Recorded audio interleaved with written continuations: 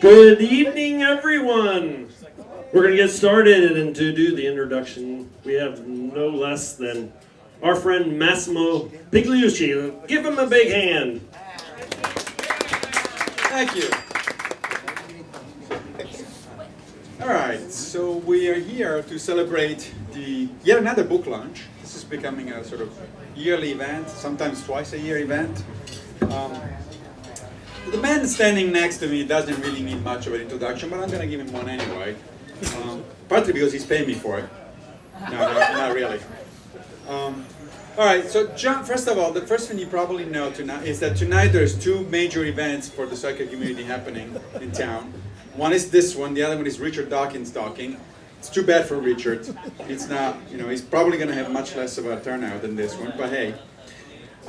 So I didn't know a few things about John that I discovered while I was reading the book to write the blurb. First of all, of course, what I did know is that John is the president of the Secular Humanist Society for New York, and of New York, and that he's the editor and or sole dictator of Pique, which is their newsletter. But he was also a bartender, a social worker, a teacher, a pulp fiction writer, and a an ad man as well. So the guy has gotten a lot of stuff under his hood. I'd like to actually have a martini dirty. Okay, or like later. You may have noticed, if you know John, he's slightly opinionated, which in my book is a good thing. And if you engage with this book, which I obviously highly recommend, you will get some of those opinions thrown right up at you, and it's a good thing because it will make you laugh, it will make you think. You'll have a constant mental dialogue with John, which is exactly what books are supposed to be about. So, without further ado, John. Yay! Thank you.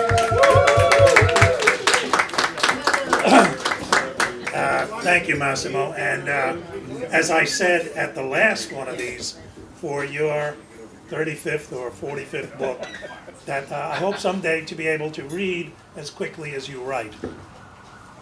I got started in all this, as I write in the introduction to the book, because somebody put me on the mailing list of the Secular Humanist Society of New York back in the mid-90s. I didn't know what secular humanism was. I had no idea, and I didn't care much. But I started getting the newsletter, and it was interesting, fine. And then I noticed something else.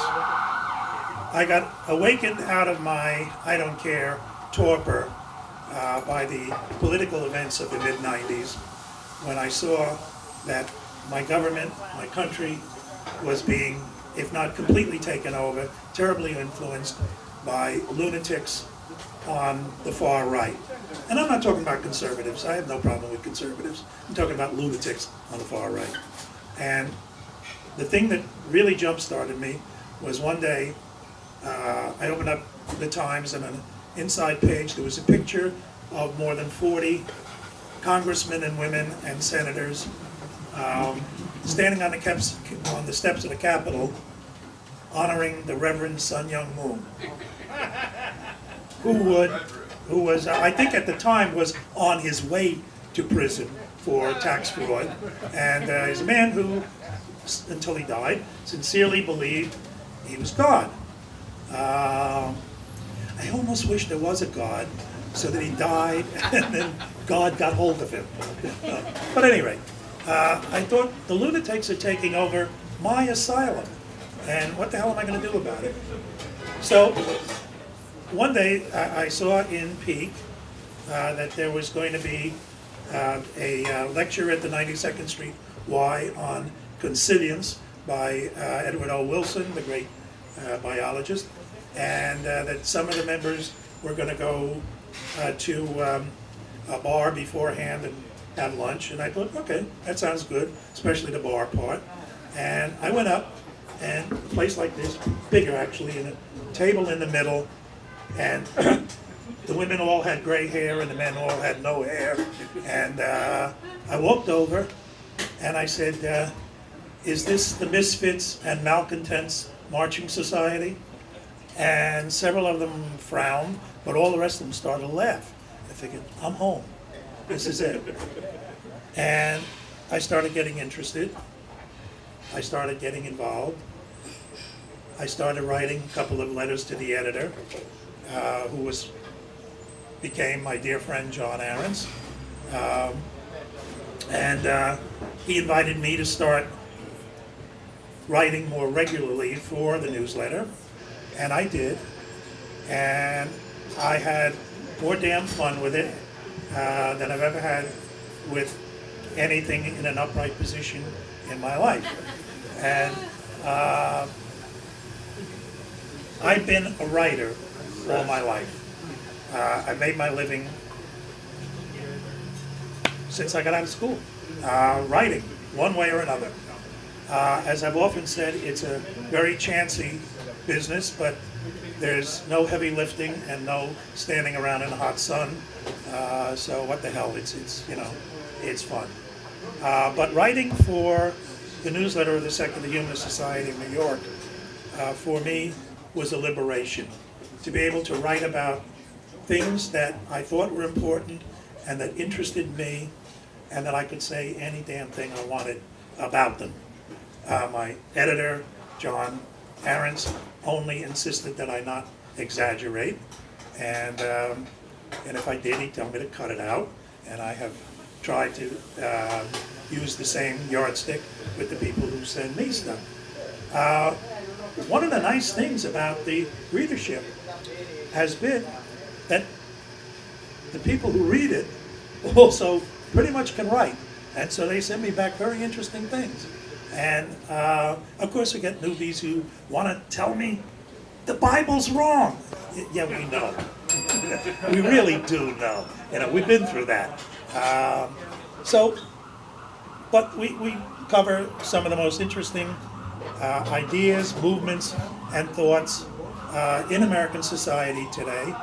And the organization has grown and grown and grown, and the newsletter is now read in, I think, 13 different countries by people who pay for it, and all around the United States, from Florida to California to Maine, and a lot in Vermont, a bunch of people in Vermont. And it's been a great satisfaction for me. And this is a collection of those things that I think are most interesting and not terribly dated. If I just put everything in, there'd be 80 pages on George W. Bush. But we've all got tired of him a while ago, and so there's not a hell of a lot in there. I'll try to read something that is short and funny. Ronald McDonald takes an illegal hit from Touchdown Jesus. Longtime readers will remember the report from July 2010, what was that be recent, of the 6-story tall statue of Jesus that stood beside Interstate 75 near Cincinnati and was a local tourist attraction until it was struck by lightning and destroyed by the ensuing fire. Because it depicted Jesus from the waist up, with his arms raised like a football referee, it was popularly known as Touchdown Jesus. Well, somebody paid to have the silly plastic foam and fiberglass thing rebuilt. But while it was being trucked to the Solid Rock Church in Monroe, Ohio, the driver of the flatbed decided that he really needed a Big Mac. He tried to pull his rig into a McDonald's drive-through, but one of the arms of the statue snagged a huge statue of Ronald McDonald, the Ronald McDonald clown. And both fictitious characters got wedged between the drive-in window and the McDonald Land kitty part. Stuck. One of the McDonald's staff told reporters it was the loudest, craziest, most disturbing thing I have ever seen. Think about this guy for a minute. Think about this guy. 1 minute, I'm typing an order into the computer. The next minute, there is a thunderous noise, The building shakes, and the face of Jesus is pressing, staring through my drive-through window. I'm going to have nightmares. Quote unquote. 2 weeks later, when I wrote this, 2 weeks later, nobody has figured out how to unstick Jesus without, burning it down again. I don't know. That's okay. That's sort of the tone of some of the, what I hope are humorous. Does anybody want any more? Yeah, sure. Really? Okay. News flash. Jesus ousted. Reverend Moon, new King of Kings. This just in. All other religions are obsolete. Their founders and leaders have converted to the Unification Church and proclaimed Reverend and Mrs. Sun Myung Moon as, quote, the true parents, unquote. It's true.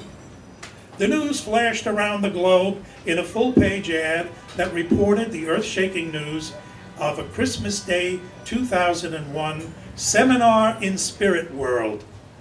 I'm quoting. For leaders of the 5 great religions, Jesus, Confucius, Buddha, and Mohammed, each accompanied by 12 other representatives of their religions, Peter, Paul, Martin Luther, etc., other representatives for Jesus, for instance, and 3 founders of different Hindu sects, all proclaimed their newfound faith in Reverend Moon, who is, quote, the Savior, Messiah, second coming, and true parent of all humanity, unquote.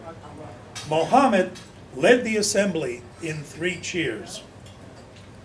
Since no Jews, if you don't count Jesus, were represented, the spirit world is obviously restricted. Lenin, Stalin, and other communist leaders sent messages from, quote, the bottom of hell, unquote, announcing their conversions. God, who couldn't make the meeting, sent a letter on December 28th. In it, he announced, quote, I, the God of all people, invite the true parents, capital T, capital R, P, to the position of King of Kings. Further, God said that he loved the moon so much that he wished he could think of an even better word for his feelings than love. But, quote, I can't think of a better word. Wait a minute. God couldn't think of a better word? Read another one. Hey, Gevalt. Okay.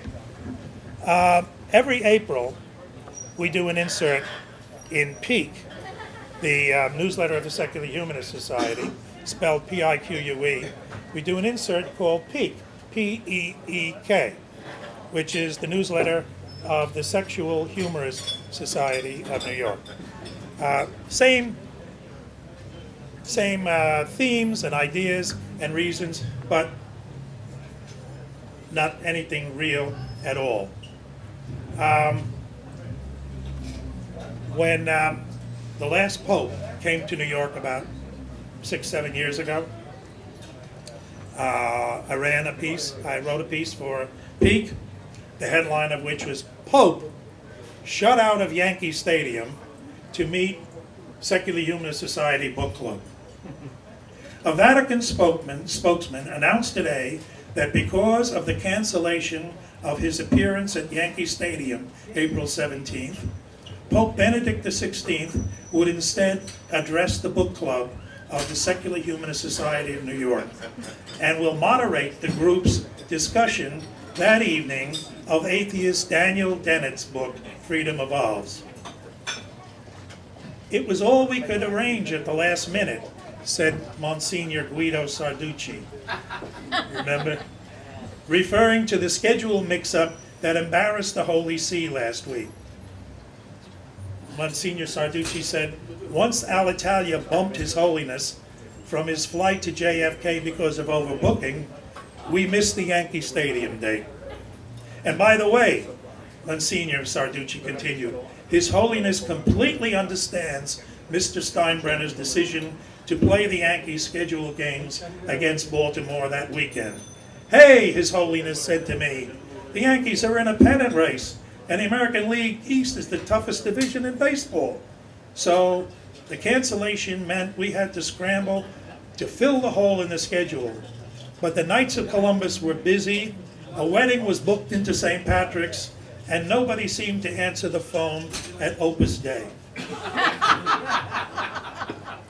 Appearing at the press gathering with Monsignor Sarducci, SHSNY Book Club editor Elaine Lynn said, we're very glad that we've been able to reschedule our April meeting to accommodate His Holiness, and we look forward to an interesting evening with him. When asked if some secular humanists might not object to an evening with a religious leader who has strongly condemned secularism, humanism, and even rationalism, Miss Lynn admitted that a few book club regulars had indeed demurred. She said, but then His Holiness promised to bring cannolis. I got one more that I have read to some of you before, but talking about the Pope, I originally wrote this 10 years ago when the last Pope but one was dying, and then I took it out again last year when they were changing popes again. And it is in the form of a memo, and it's entitled John the 26th. It's a memo to the College of Cardinals from John Rafferty. Subject, job application. Since all reports indicate that the Holy Catholic and Apostolic Church in Rome may very shortly be without a Bishop of Rome and Vicar of Christ in the apostolic succession, I offer myself to the College of Cardinals.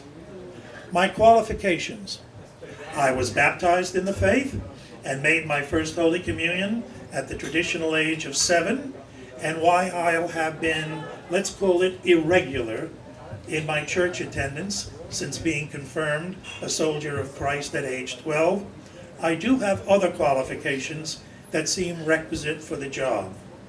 I am male, Caucasian, old, close enough to natural celibacy as to make no never mind to the church, and can swear I have never laid hands on an altar boy.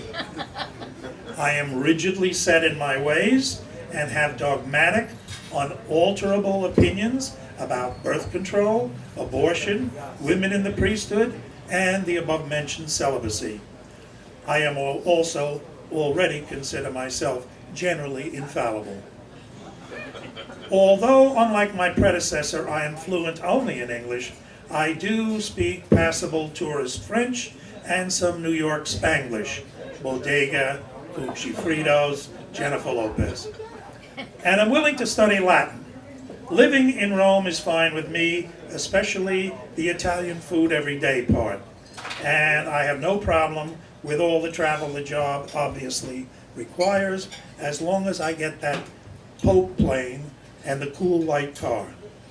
In fact, I've started to prepare a first papal world tour list of several important centers of Catholic worship: Cancun, Las Vegas, and a nature beach I know on St. Kitts. They're places that my predecessor missed in his travels. I also have some marketing ideas about official tour t-shirts, capes, caps, and coffee mugs. If my atheism is a deal breaker, I am willing to recant. In fact, you might consider that my abnegation on bloody knees in St. Peter's Square would make great worldwide TV, probably delivering a 60 share globally. Finally, don't forget, I'm already named John. Very truly yours, John the 24th Rafferty. P.S. My wife, like dozens of papal wives and mistresses in history, promises to stay out of the public eye, or at least not make her opinions of the church public, and to not make public fun of me wearing a white dress.